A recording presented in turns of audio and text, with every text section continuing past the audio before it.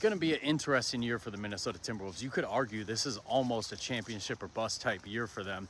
At the very least, it's an NBA Finals or bust type year for them. They have made the Western Conference Finals 2 years in a row, and somehow both those years felt like a fluke. At no point in either regular season did you think they were the second best team in the West, but come playoff time, there they were. The caveat is they got their asses kicked in both those series. It wasn't competitive at all. They did not look like conference finals teams in either series. So this year, anything short of a conference finals appearance is regression. And if you make it to the conference finals again, you damn sure better be competitive in this conference finals. Otherwise, you're just stagnating. And at Anthony Edwards' stage in his career, you cannot stagnate. You cannot regress. If this dude is going to be that dude, and I think he's that dude, I think the last playoffs, I started putting him in my top 5, no question. So if he's going to be one of those guys in the NBA, you cannot stagnate, you cannot regress. And I really didn't like their offseason because they didn't do anything, nothing. They didn't upgrade their backup ball handling spot.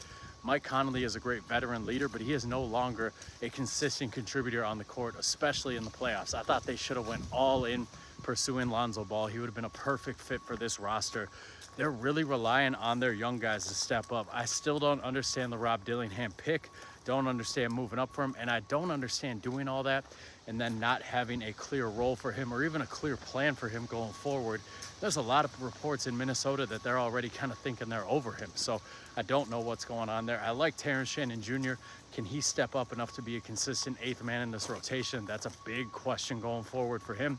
Overall, though, they are just relying on more growth from this young core. They're relying on Anthony Edwards taking another leap, Jaden McDaniels taking another leap, Julius Randle's playoff performance not being a fluke. They need that playoff performance to be who Julius Randle is going forward. So there's a lot of questions with this Timberwolves team, but it's still a damn good team. They're still going to win at least 50 games. They're going to be that 3rd or 4th seed in the West, barring any injuries. But this kind of feels like an all-in year for them. If they fall short of the conference finals, if they flame out in the 1st or 2nd round, I think you're going to see some really big moves next offseason. And you're going to start seeing Anthony Edwards start applying some pressure to this front office. You might start seeing the clock tick on Anthony Edwards talk. So big season for the Minnesota Timberwolves. I'm predicting, 50 wins for them, 3rd or 4th seed.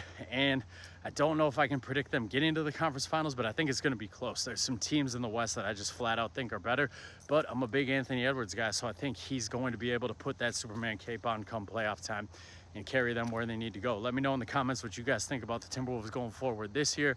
How did you like their offseason? Do you still have any Rob Dillingham stock?